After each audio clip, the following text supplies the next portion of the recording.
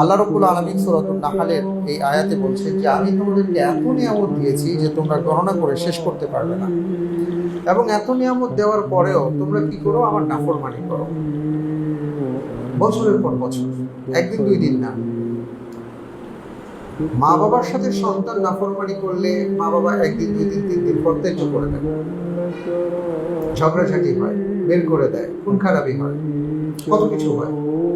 আর আল্লাহ তাআলা এত নিয়ামত দেওয়ার পরে আবার বলছেন যে আমি যে তোমাদেরকে এত দিয়েছি যে তুমি গণনা করে শেষ করতে পারবো না। এরপরে এত বলছেন ইন্নাল্লাহা লাগফুরুর রাহিম। এই নিয়ামতের মধ্যে অনেক বড় নিয়ামত হলো আল্লাহ তাআলা ক্ষমাশীল, দয়াবান।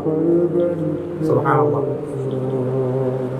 কারণ এত নিয়ামত দেওয়ার পরে তোমাদের কথা ছিল যে তুমি প্রতিনিয়ত আল্লাহ তাআলাকে সর্বক্ষেত্রে স্মরণ করবা।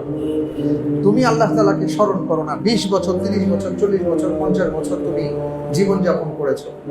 তোমার খাওয়া দাওয়া, পড়া লেখা সব কিছু আল্লাহ তাআলা ব্যবস্থা করেছেন।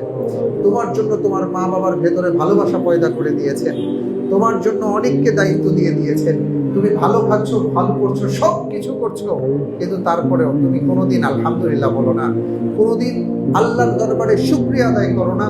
তুমি কোনো ক্ষেত্রে বলো না যে আল্লাহ এত ভালো রেখেছো, এর সব কিছু তুমি আমার জন্য করছো। বান্দা তুমি এটা তো বলো না। এটা একদিন দুই দিন না, তোমারে দিয়েই গেলাম, কিন্তু তুমি আমাকে কিছুই বললে না। এটা 50 বছর হতে পারে, 60 বছর হতে পারে। আল্লাহ তাআলা বললেন আমি কিন্তু তোমাকে ক্ষমা করেই যাচ্ছি, আমি তোমাকে ছাড় দিয়েই যাচ্ছি। কেন?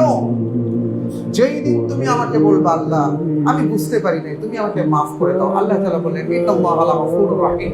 আল্লাহ ক্ষমাশীল, মেহেরবান। তুমি যে 50 বছর আমার অবাধ্যতা করলা, আমার নিয়ামতের সাগরে হাবুডুবু খাওয়া সত্ত্বেও আমি আল্লাহ সব ভুলে গেছি, তোমার অবাধ্যতা আমি তোমাকে মাফ করে দিলাম। এর চাইতে বড় নিয়ামত কি?